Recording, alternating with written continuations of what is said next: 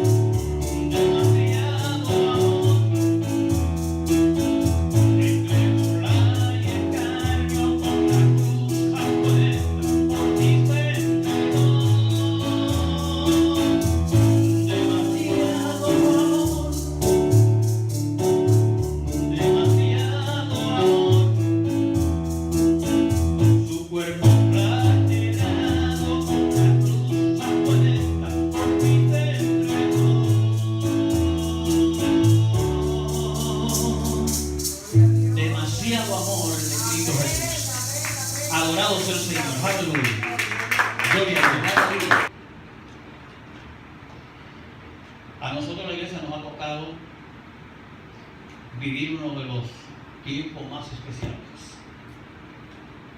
Bueno, la iglesia se llama iglesia desde la época de Jesús, que él fundó. Pero quiero referirme a esta generación, a este grupo de millones de personas que le sirven al Señor alrededor del mundo, y que en esta ocasión, que en esta época nos ha tocado vivir para gloria y honra de Dios.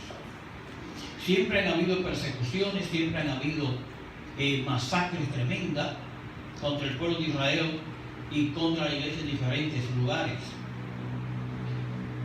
Hoy en día todavía siguen esas persecuciones en algunos sitios del África y en algunos países musulmanes o árabes.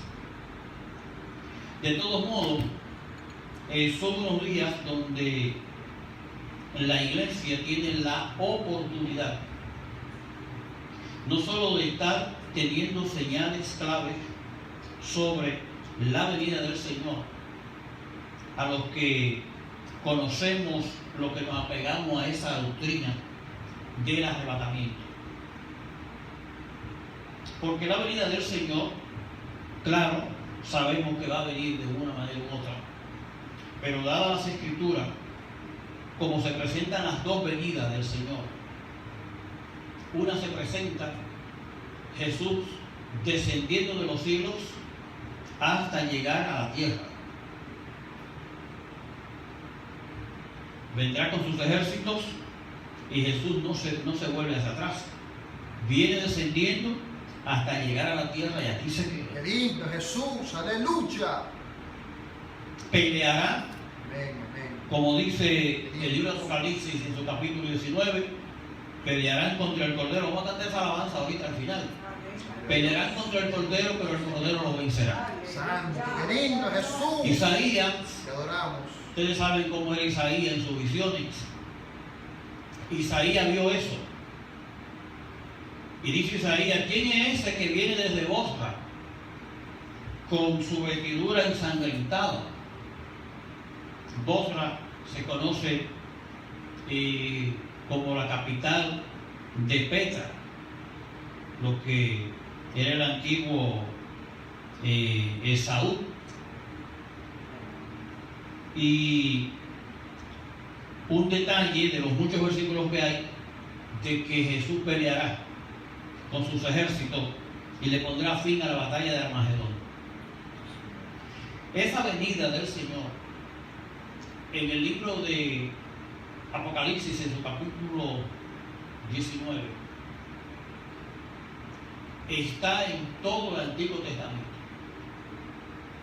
Esa venida del Señor, majestuosa y peleando, hablan los profetas menores y los profetas mayores, hablan de esa venida y de ese día, a lo que ellos le llaman día terrible, día de tumulto, día de algarabía, día de confusión para la tierra. La tierra se tambaleará como un borracho. Será un día terrible ese día cuando el Señor venga descendiendo hacia la tierra y llegue hasta allí. Pero cuando el Señor habla a sus discípulos sobre que la iglesia esté preparada por un día que no se conoce, un día que cuando menos lo esté esperando, un día que será sorpresivo, y que Pablo describe que será la venida del Señor hasta las nubes, hasta los aires. Ahí Jesús no desciende a la tierra. Entonces entendemos que son dos venidas. En una desciende hasta la tierra y en otra se queda en las nubes. Y solo por fracciones de segundos, según Pablo dice en el libro de Primera de Corintios, en su capítulo 15 y versículos 51 y 52, dice que será en un abrir y cerrar de ojos. Transformados seremos Eso será un milagro, un prodigio tan fuerte, un milagro, un portento tan extraordinario de Dios,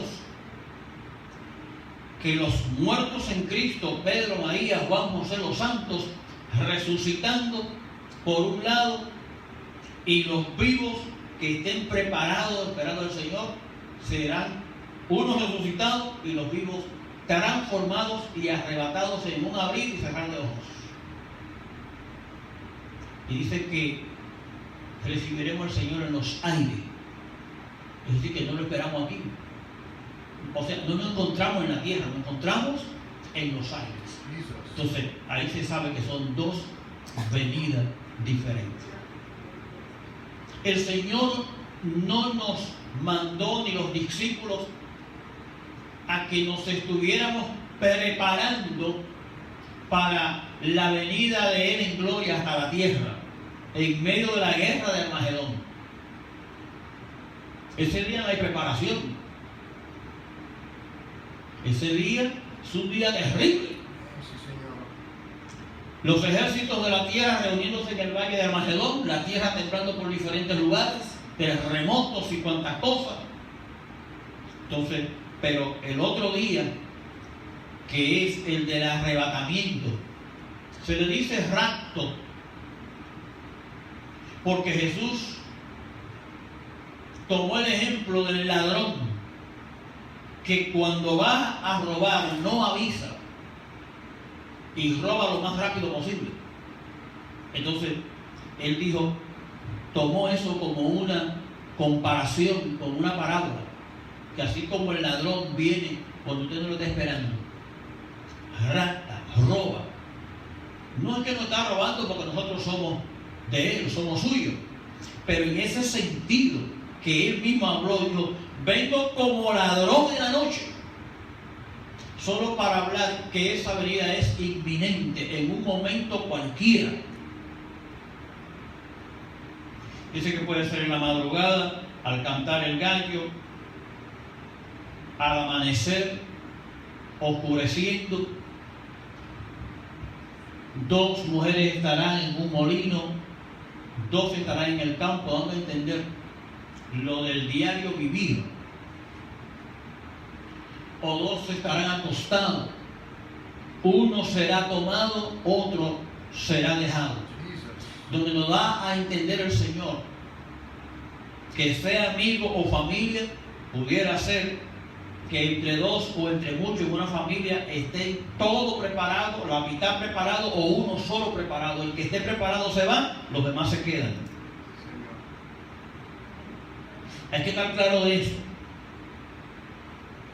Y esa venida del Señor es la que lo que predicamos y lo que creemos esa doctrina y lo que cultivamos esa doctrina, como dice Pablo en el libro de Primera de Tesalonicenses, en su capítulo 4, y en su versículo 17 y 18 dice, alentémonos, animémonos unos a otros.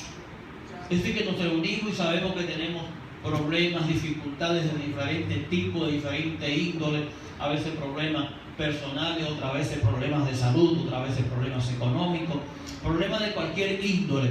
Dice el apóstol, a pesar de esos problemas, quiere él decir, a pesar de esas situaciones, pero anímense referente a esa venida del Señor, porque el saber que el Señor viene, el saber que está tan cerca, el ver las señales, esas señales, ese entendimiento, ese conocimiento nos ayuda que por más duros que sean los golpes en la vida, podamos resistirlos y mantenernos firmes esperando al Señor.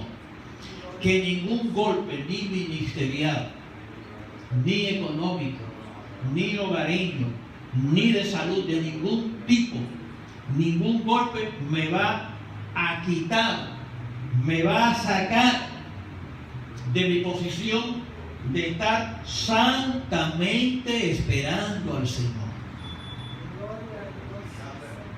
Cuando uno permanece fiel, y recibimos un golpe familiar de un hijo, de un amigo, de un patrón, de quien sea, o de un ser querido, mientras más fiel usted y yo permanecemos, más ayudamos a la otra persona. Si un golpe de un hijo me saca de mi comunión con Dios y yo me quedo herido y con raíz de amargura y dejo de orar, de ayunar, de buscar de Dios, me desencanto por ese amor a ese hijo, entonces nos hundimos los dos. Pero si él golpeándome, o si es al revés, si es el padre que golpea al hijo y el hijo permanece fiel, aunque el padre actúe de manera irracional, por así decirlo, si el hijo permanece fiel, él puede salvar al padre. Es decir que no podemos dejar que el enemigo utilice a nadie, ni ningún instrumento, ni ninguna forma para sacarnos del lugar que nos corresponde con Dios. Nos mantenemos firmes, y firmes podemos ayudar al otro a que no se caiga, y si se cae levantarlo, pero permanezco firme en el nombre del Señor. Lindo Jesús, aleluya. Sea el nombre de Dios glorificado Siempre Jesús, y sea el nombre de Dios bendito. Vamos a leer algunos versículos referentes a esto en el libro de San Marcos, en su capítulo 13. Veremos al Señor hablando sobre esto. En esos versículos 13, capítulo 13, qué lindo, en el Jesús. verso 32, Aleluya. dice: pero aquel día, refiriéndose a ese día de su venida, del rapto, y de la hora nadie sabe, ni aun los ángeles que están en el cielo, ni el Hijo, sino el Padre. Es decir que ese día, amado, del arrebatamiento de la iglesia, es un día tan especial que, aparte de profundizarnos y buscar que si Jesús, que si ya sabe, que si no sabía en los días que estaba en la tierra, que no, que después que resucitó ya sí sabe, aparte de esos argumentos que se hacen, la connotación que nos da el Señor aquí es que es un día tan especial que pertenece solo al Padre Celestial. Ni los ángeles ni Él conocen o saben el día que el Padre, denme usted el permiso de decir, el día que se le va a antojar al Padre de decirle a su Hijo: busca la iglesia. Debe de haber una expectativa en el Señor y en los ángeles, sabiendo que el Padre en cualquier momento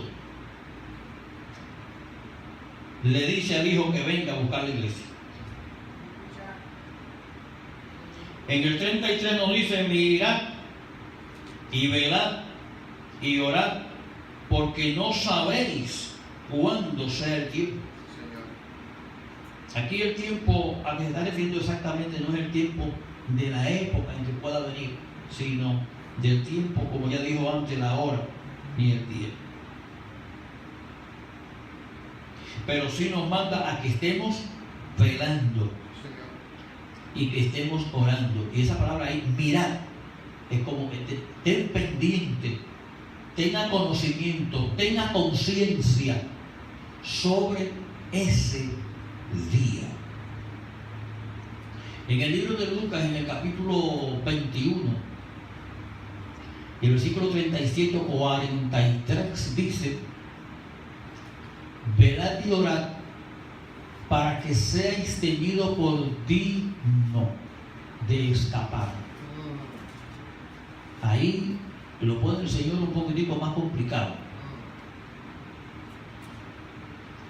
Y pone la salvación a responsabilidad suya, a responsabilidad del creyente. Él es el Salvador, por supuesto, pero está mandándonos que de acuerdo a tu oración, de acuerdo a tu santidad, de acuerdo a tu cuidado, tú vas a escapar de las cosas que vienen.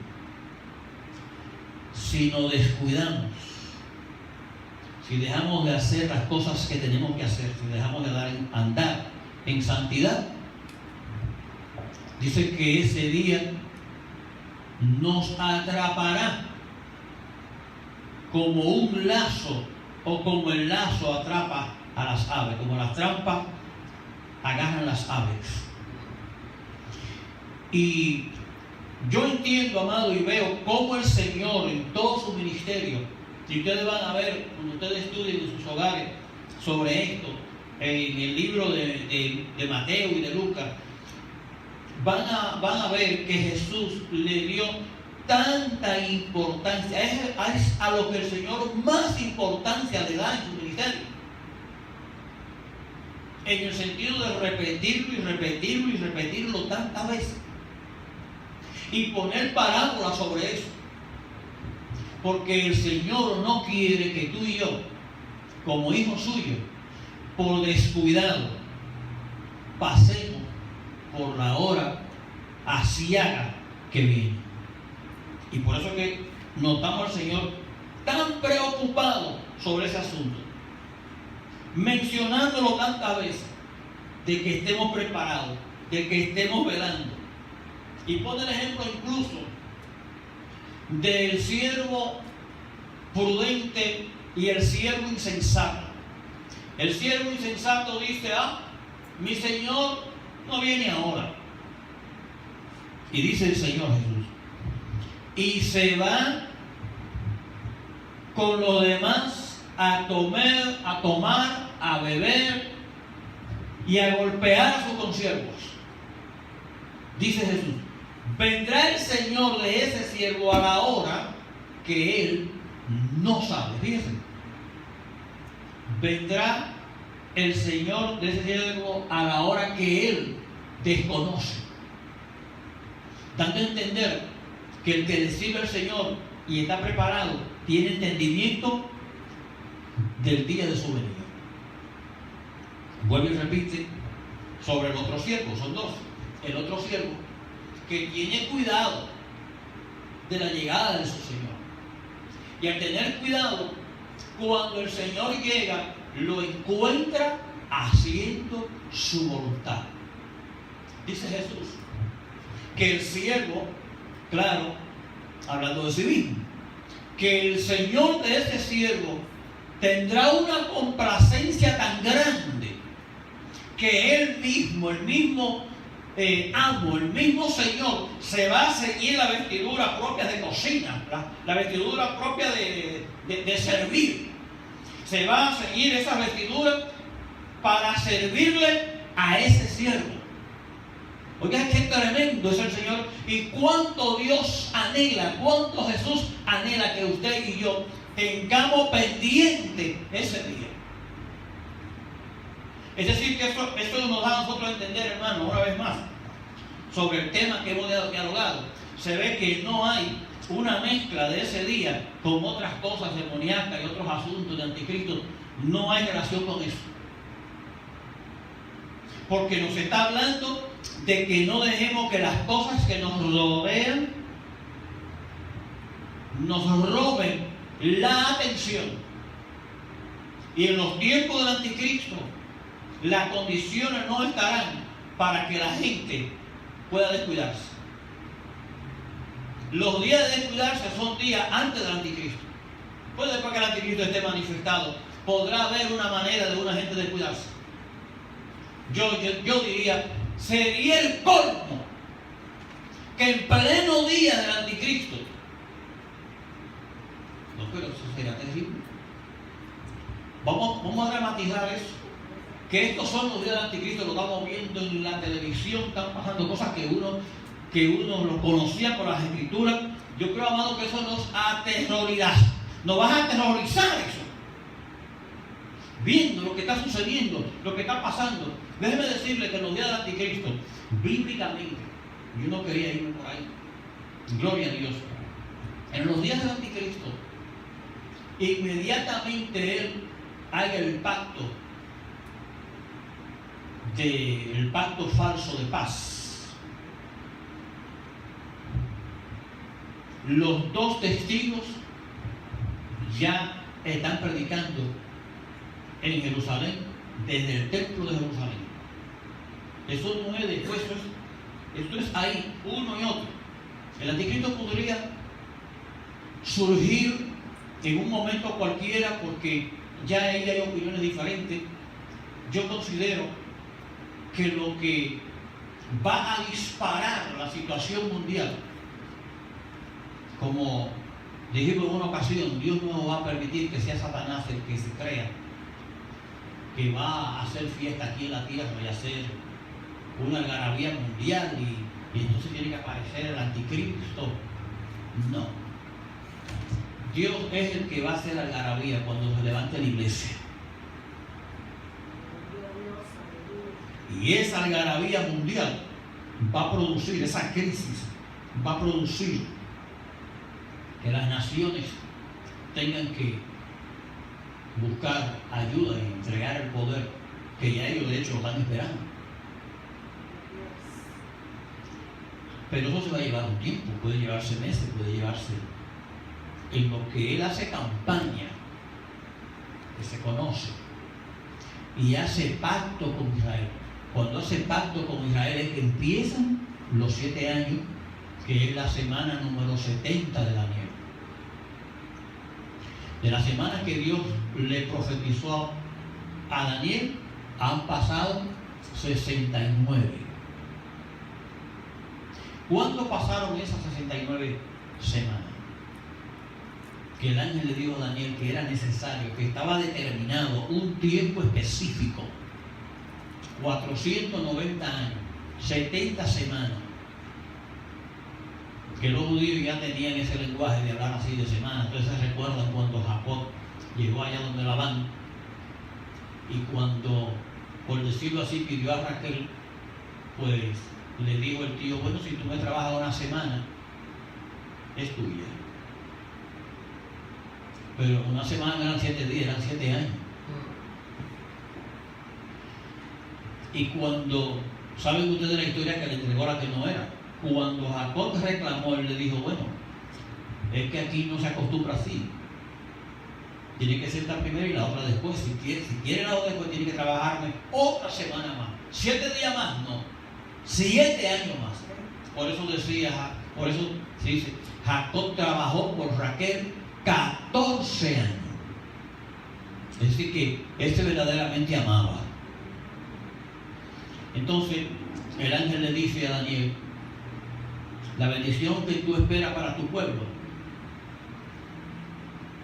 que sea ungido el santo de los santos, que sea purificada la ciudad y se unja el santo de los santos y se quite la iniquidad y el pecado y sea bendecida tu nación, está determinado. Para esa bendición es necesario que pasen 70 semanas, 490 años.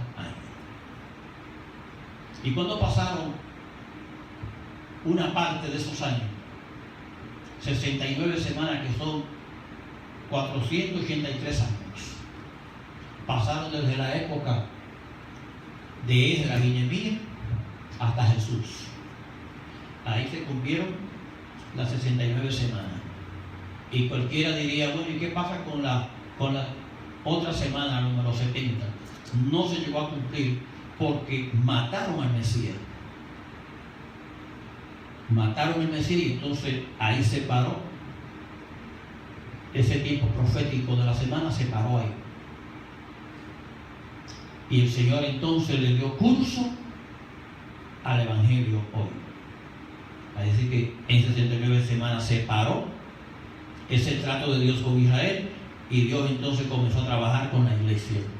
Y lleva a Dios trabajando con la iglesia 2015 años aproximadamente, de acuerdo a los ajustes. Y ahí estamos todavía.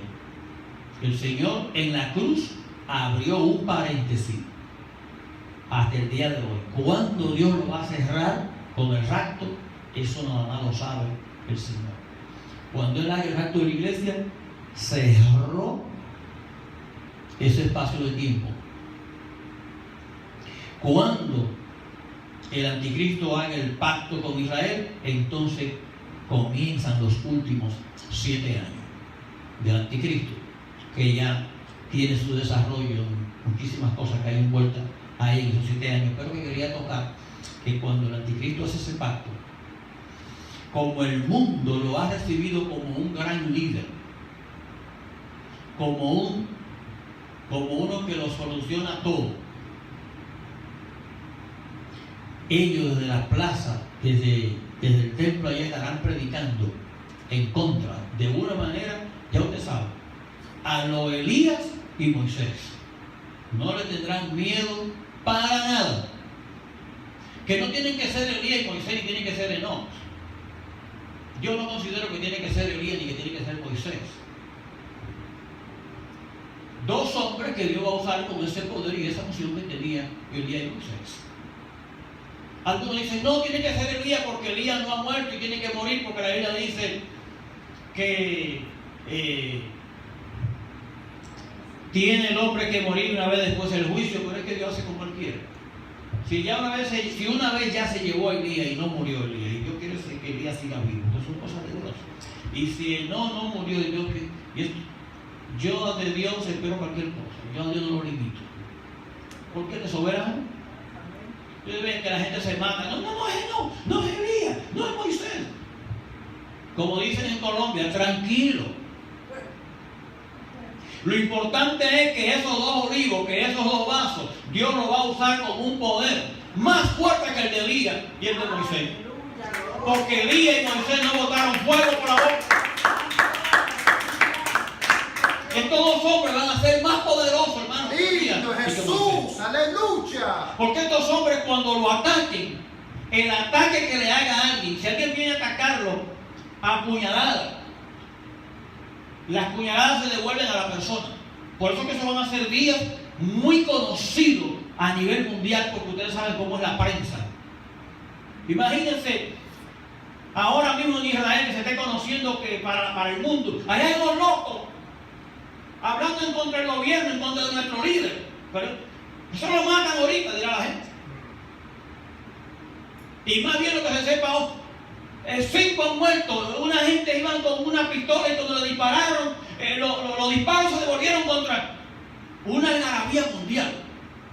Pero a la vez tendrán al anticristo y al mundo en problemas porque ellos cerrarán los cielos y echarán muchas plagas sobre la tierra. Y la gente y el anticristo querrán deshacerse de estos 2 hombres. Pero durante los primeros 3 años y medio, el anticristo no puede matarlo, nadie le puede hacer daño. Es ahí cuando, en un momento dado, el anticristo, por una razón u otra, muere y su cadáver es resucitado por un espíritu inmundo que viene del abismo y lo toma, y donde especialmente la Biblia en el libro de Apocalipsis, su capítulo 17, le llama ya de manera directa, le llama a la bestia. Cuando Él resucita con ese poder, entonces Dios le permite que mate a los 2 testigos y da orden de que no lo entierren y que sean puestos en la ciudad de Jerusalén, y el mundo se regocija. Y dice que los gobiernos se estarán mandando y la gente se estarán mandando regalos unos con otros, de gozo y alegría, porque esos 2 molestosos han sido muertos. Pero 3 días y medio, en un momento cualquiera, resucitan y se van hacia los cielos, y la gente forma una algarabía de júbilo que hasta le dan la gloria a Dios, y también hay terremoto en la tierra. Esas son de las cosas que estarán pasando al comienzo hasta los 3 años y medio. ¿Cuánto adoran en el nombre de Cristo Jesús? Sea el nombre de Dios glorificado. Es fascinante Apocalipsis. Yo les recomiendo al pueblo que lea Apocalipsis. Léalo todo lo que pueda. Es una bendición y dice las Escrituras: bienaventurado el que oye y el que lee las palabras y las profecías de este libro, porque el tiempo está cerca. Dios quiere que nos estemos documentando sobre este asunto. Y lo que no entendamos, lo averiguamos, lo estudiamos, le preguntamos al Señor, pero hay que hablarlo y discutirlo y analizarlo. Discutirlo no es pelear, sino discutir, no importa que nos amanezcamos. Eso es de Dios, estar en este ánimo y en ese ambiente del Señor. Aunque el cuerpo le haga así al otro día. Pero estar pendiente de estos asuntos, ¿cómo se agrada a Dios? ¿Cómo se agrada el Señor de vernos envuelto con su palabra? Como dice el coro por ahí que dice: los salvados cantan y se alegran ya. El Señor los mira y dice desde allá: qué alegre y contento está mi pueblo amado, cantando alabanzas al Señor Jehová. Oye, ¿cómo canta también ese coro ahorita también? Pero vamos a pasar esta noche cantando. Adorado sea el nombre de Cristo Jesús. Dios para siempre, sí, Señor. Entonces hablábamos sobre estas cosas que el Señor dijo de que estuviésemos velando y estuviésemos bien pendientes a esto. Adorado sea el nombre del Señor. Y en estos días pasó algo sobre lo de las lunas rojas. Y sonó bastante. Y eso ha sido una bendición de Dios grande. Sería una ignorancia, Dios nos libre, que alguien dijera: pero yo no he visto nada. Y ya pasaron las lunas, ya pasó la última. Es una señal. La señal no indica que va a pasar inmediatamente, es una señal para que te prepares. Cuando a usted le toca la bocina del carro, usted no saca la cabeza y no ve para afuera. Cuando le toca la bocina, si usted ya ha entendido el caso y usted sabe, entonces usted termina de tomar el bolso, lo que sea, que acaba de salir. Ahora, si no está preparado, imagínese que cuando toca la bocina, entonces usted se comienza a preparar. Después está seguro que cuando salga para afuera, ya el carro no está ahí. Entonces, Dios permitió que viéramos esa luna de sangre y que tuviera la connotación que tuvo ese eclipse. Porque estos 4 eclipses no eran comunes. Y Dios lo ha permitido precisamente como una señal. Precisamente de ahora en adelante tú y yo tenemos que andar lo más fino posible. Ahora se puso peor que días atrás. Porque en los días atrás usted decía: bueno, tal vez venga cuando la trompeta, tal vez viene el día de la luna de sangre. No, es una señal que te dieron.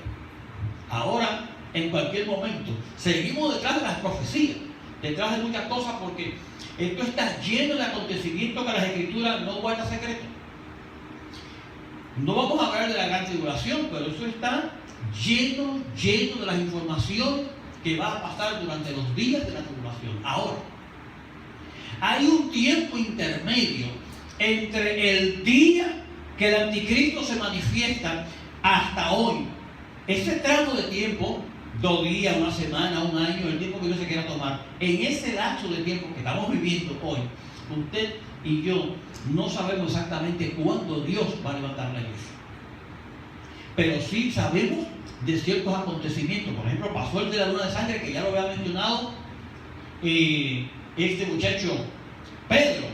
El apóstol Pedro lo había mencionado en el libro de Hechos, capítulo 2, en el versículo 14 en adelante. Alguien me diría: hermano, pero eclipses de ese tipo ya pasaron, muchas veces pasaron eclipses de ese tipo. Sí, pero cada vez que pasaron estos eclipses, hubo un acontecimiento grande, un acontecimiento de magnitud extraordinaria. Entonces se supone que ahora, lamentablemente, tiene que haber un acontecimiento a la misma magnitud de los otros eclipses. Aquí estamos a la expectativa. Lo más que podemos decir: Señor, ten misericordia. ten misericordia del mundo, ten misericordia de Israel. Exactamente no sabemos qué cosa tan grande comparada a lo que pasó cuando Hitler mandó 6 o 5 millones de judíos y se habla de 12 millones de gente muerta en la Segunda Guerra Mundial. ¿Qué cosa de esa magnitud pudiera pasar ahora? ¿Qué cosa de una magnitud tan fuerte como sucedió en el 1492 con la Inquisición, que murieron también millones de gente? Eso quiere haber dicho entonces, si seguimos ese patrón, nos están indicando estas lunas de sangre entonces, que ahora deben de morir millones de gente. ¿Qué cosa tan grande puede suceder? La iglesia, nosotros somos los que hemos pensado, decimos, bueno, lo que debe suceder es el arrebatamiento. Pero si no fuera el arrebatamiento, algo grande de magnitud extraordinaria debe de suceder en el mundo. Ahora, yo considero que no puede pasar nada terrenal más grande o de la magnitud de las cosas que pasaron antes. Porque con todas las profecías que ya se han cumplido, aquí lo que falta es que el Señor levante la iglesia. Gloria a Dios, Señor. Señor. Porque amado, supongamos que el Señor no levante la iglesia. Vamos a razonar. No levanta la iglesia, sino que sucede una tragedia, una hecatombe como la que ya hemos dicho de aquellos años. Imagínense, si sucede una guerra, como mucho ahora, de una tercera guerra mundial, entonces tenemos que comenzar de nuevo, una tercera guerra mundial donde hay muchísimos millones de muertos. De nuevo hay que reconstruir las ciudades y reconstruir la economía. Eso se cogería años y años para volver el mundo a ponerse en la condición que está de sofisticado y todas las cosas normales, para entonces volver de nuevo a unos días donde el Señor va a venir. No creo que eso. Yo creo que ya ese tiempo pasó. Yo creo que este es el tiempo donde el Señor sí nos habla. Como en los días de Sodoma y Gomorra, como están estos días, casados, dándose en casamiento. Incluso, aunque hay muchos avisos de cataclismo en el mundo con todo y eso, miren cómo están la gente desenfrenada en el pecado con el lesbianismo y la homosexualidad. Y siguen los banqueteos, y siguen las fiestas, y sigue el progreso por otro lado, y siguen las guerras por otro lado. El mundo va vertiginosamente, como ya Jesús había dicho. Entonces nosotros tenemos que entender, además, algo muy importante: ¿por qué no puede haber un acontecimiento mundial para el mundo comenzar de nuevo otra vez sin Cristo venir? No, es que Israel, las Escrituras nos dicen a través de Jesús, que después que Israel se estableciera como nación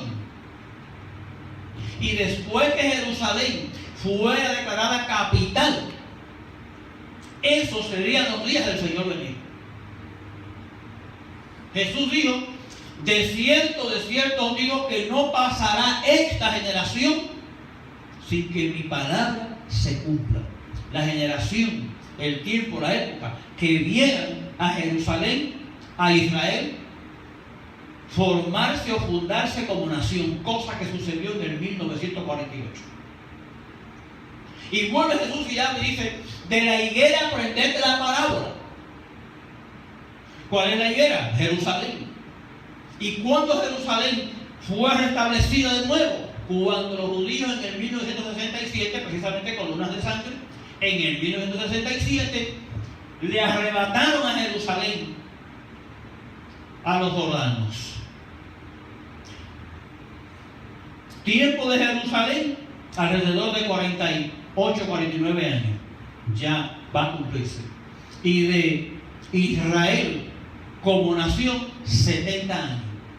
Van por 67, ya para el año que entra son 68. Y todos nosotros aquí sabemos lo que es 50 en las Escrituras y lo que es 70 en las Escrituras. 70, los 70 palmeras, los 70 del Sanedrín. 70 años fueron los que los judíos duraron deportados en Babilonia. 70 son las semanas de Daniel. Con ese número hay un juego tremendo en las Escrituras.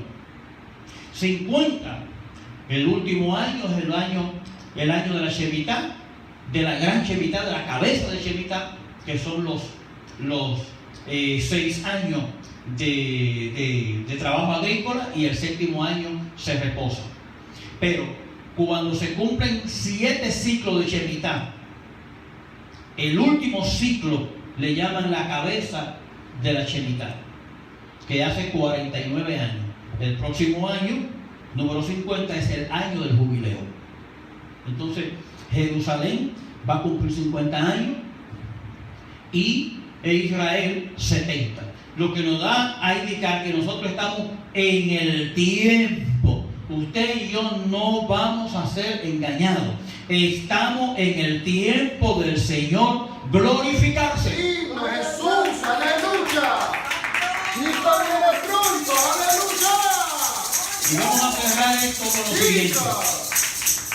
Algunas profecías que se están hablando muy fuerte, porque estamos tan cerca a cosas del anticristo que parecen como si las cosas que se van a dar en los días del anticristo nos están invadiendo ahora.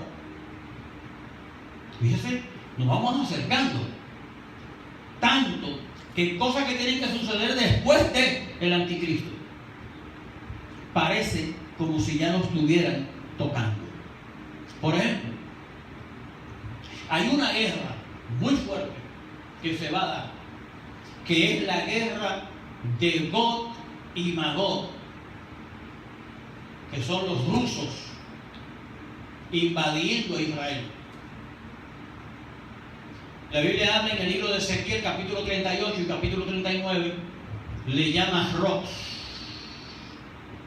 al jefe, al cabeza, y Magog le llama a la tierra. Mesec y Tubal, que algunos comparan con Moscú, y Tobolsk, un pueblo de Rusia. Y dice Ezequiel 31 y 39, digo yo, en forma de broma y en serio, que yo no sé qué cosa era lo que yo tenía con Magog, que el Señor dice ahí, como ustedes lo lean después, esos 2 capítulos, el Señor habla de una manera vehemente y fuerte, dice, no eres tú aquel. O sea que se ve que hay algo entre ese personaje y Dios de muchos años atrás. No eres tú aquel. Dice, yo te traeré de allá, de la tierra, de los confines del norte te voy a traer. Y voy a usar gancho, voy a usar garfio. El garfio es con lo que se saca la comida, la carne de los calderos, de los sacrificios. El gancho, garfio, voy a poner garfio en tu quijada, te voy a traer. Es que yo no sé qué problema después hubo con Dios y esa gente. Y te voy a traer aquí a la tierra de Israel. Porque en tu corazón va a venir pensamiento. Y tú vas a decir, voy contra un pueblo indefenso. Contra un pueblo que no tiene muro. Contra un pueblo que vive en reposo. Y cuando lleguen a Israel, algunas naciones árabes le dirán, ¿y a qué tú vienes aquí? Y ellos le dirán, venimos, así descaradamente, dice la Escritura, que ellos le dirán, venimos a robar botín. Y le harán guerra a Israel. Pero dice la Escritura más.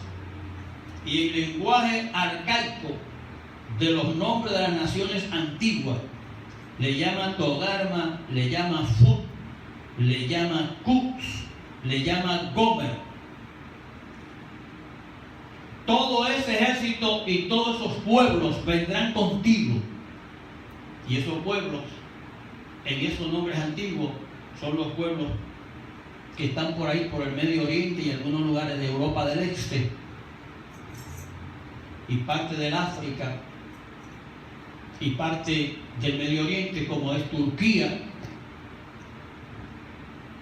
En el África, los libios, Libia, algunas naciones del este de Europa y otras más naciones de todo ese alrededor que vendrán junto con Rusia. Dice que un gran ejército vendrán con los rusos a hacerle guerra a Israel.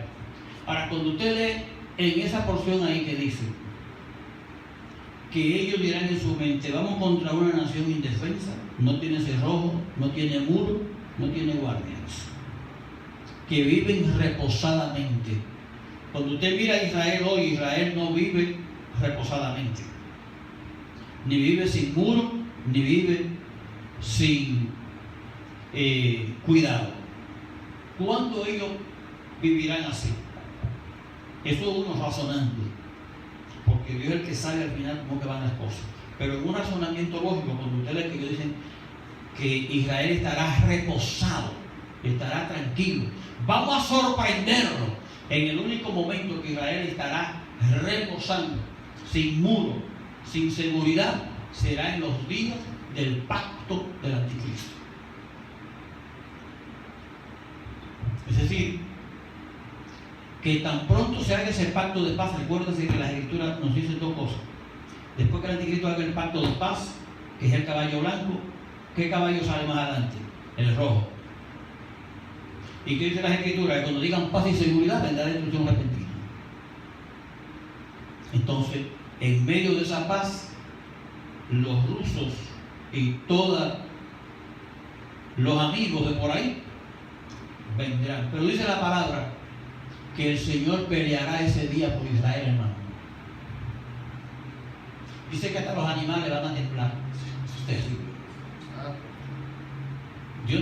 Dios nada más va a esperar que ellos lleguen hasta las montañas. Cuando Israel quiera venir y esté nervioso, el Señor dice que bajará fuego del cielo. Dios va a hacer un desastre a las formas antiguas. Dice que se matarán, todo ese ejército se matarán ellos uno con otro. Y todas esas armas le quedarán a Israel y le servirá de combustible. Entonces, ¿qué sucede? Que como ya hay movimiento desde Rusia con Irán, y ya Rusia acaba de estar ahora, hace unos días, ya Rusia está en Siria. Hace unos días, después de la masacre, como a los 2 días, cayeron allí en Siria y hasta están construyendo aeropuertos. Porque que les ha dicho que han llegado como para quedarse. Y ya comenzaron a bombardear el ejército ISIS. Y ya están también con los iraníes. Entonces, es como si se fuera a cumplir esa profecía ahora en estos días de que Israel, de que Rusia invada a Israel o se forme en el Medio Oriente una guerra terrible. Igualmente hay otra profecía que está en el libro de Isaías y en el libro de Jeremías, en el capítulo 47 y en el capítulo 17, donde dice que Siria será destruida, que Siria quedará como un montón de ruinas y que lo que quede de Siria será la gloria de Israel. El asunto es que se está viendo esta profecía como parte del fin. Oye, eso se ve como parte del fin, pero sucede que Siria está siendo destruida desde hace varios meses atrás. O sea, no es que se va a cumplir la profecía, es que se está cumpliendo. Señor, aleluya. Se está cumpliendo ahora en estos días con nosotros aquí. Hay más de 4 millones de sirios desplazándose por el mundo, porque la guerra interna que hay y la guerra con ISIS se está destruyendo Siria. Es decir que si esa profecía faltaba, sucede que ya se está cumpliendo. Entonces estamos entre Siria y la luna de sangre, pasando los días. ¿En qué momento el Señor nos va a levantar o qué cosa más seguiremos viendo? Lo importante de esto, amado, es que nosotros nos gocemos en estar viviendo en estos días proféticos. Qué lindo, Jesús, aleluya. Gloria a Dios. Cristo viene pronto, te alabamos, Jesús. Jesus. Porque eso significa Señor. que tú y yo estamos en el plan de Dios. Tú eres el instrumento de Dios. Eres boca, eres mano, eres intercesor. Nosotros somos de Dios ahora el instrumento. Sí, Señor. Usted y yo no nos vamos a dejar amedrentar del enemigo, porque en cualquier lugar y en cualquier situación, en cualquier condición, siempre hay problemas.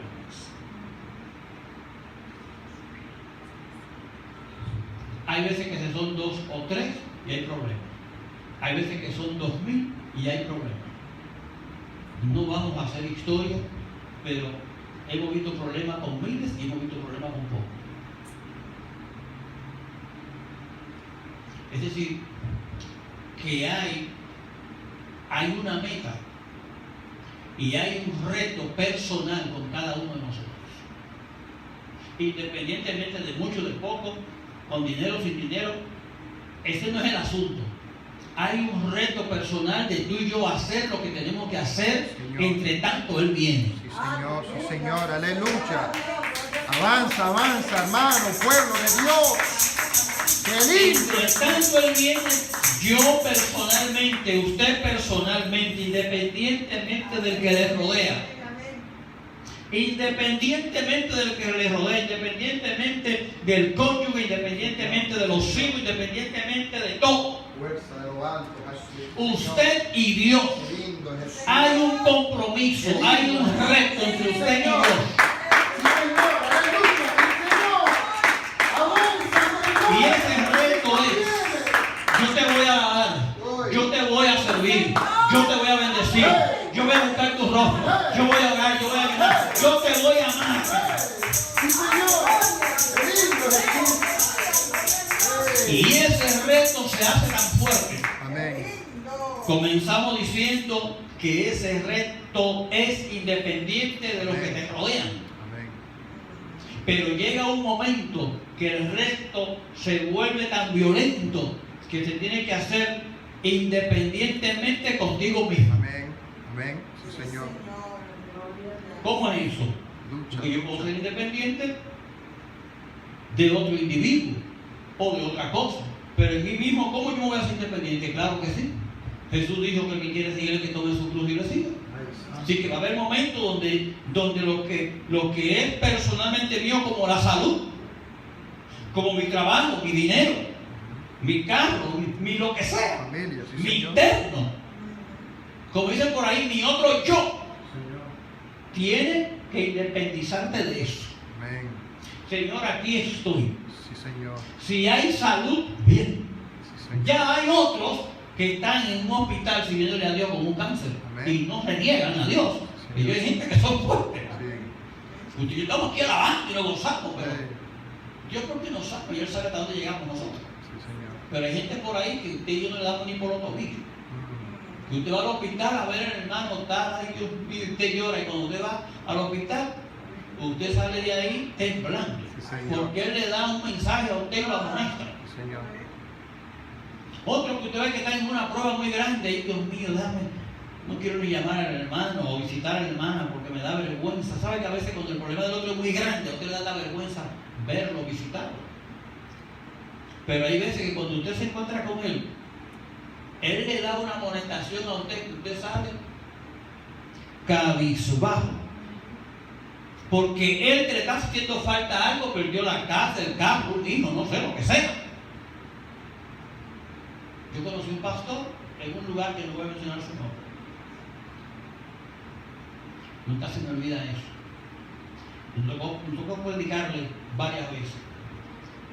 Y yo recuerdo que cuando terminábamos los cultos, había un momento en la charla que él nos decía a mi familia, a mi esposa nos decía, que son cosas que no se pueden olvidar, hermano. Y él nos decía a nosotros, oye, hermano, decía, era oro. Era un oro. ¿Usted sabe a qué se estaba refiriendo? A un hijo. No se recordaba de eso. Era su hijo que había muerto. Y él decía, él era un oro. Él era oro para mí, era oro. Sin embargo, había uno que yo lo veía cantar, hablando de Dios, tranquilo como si nada. Y a veces usted y yo hemos tenido 4, 5, 6, 7, 8, 9 hijos que no han sido tocados para nada. Prueba, sí, Señor. Que Dios ha pedido cuidarlo, bendecirlo. Y usted y yo no somos agradecidos con el Señor. Señor. Es decir, amado, que estos días que vivimos son días de fidelidad a Dios. No podemos, aquí hay que mirar a Jesús. Y el que gritó al lado o algo, usted nada más le habla, pero usted tiene que mirarlo a Jesús. Amén. La meta, sí, Señor. No pueden hacer así, Sí, sino que esté sí, mirando a Jesús. Señor, si no se hunde. Aleluya. Hermano Darío, ajá, ¿qué te pasa? ¿Qué sucede? Esto y esto, güey, sigue buscando, güey, sigue orando y llorando, pero Amén. mírame, no, Vamos, mira. vamos, avanza. Simplemente sigue corriendo. Señor, qué lindo es Jesús. Gloria a Dios, sí, Señor. Para que no nos pase como la mujer de Lot, Mm. que lo que quiso investigar se quedó. Sí, Señor. Viró la cara, pero no la pudo volver a sacar. Santo, Yo ayúdanos. usted y yo en el nombre del Señor vuelvo porque esto viene de Dios. Amén. Usted y yo personalmente este reto de fidelidad, ahora es el momento de decir sí te amo. Si algunos te están amando en el África, te están amando en la China, matándole la familia, quitándole los trabajos y te están amando, yo te voy a, con todo lo que tú me estás dando, yo te voy a seguir amando. Qué lindo es, sí, Señor.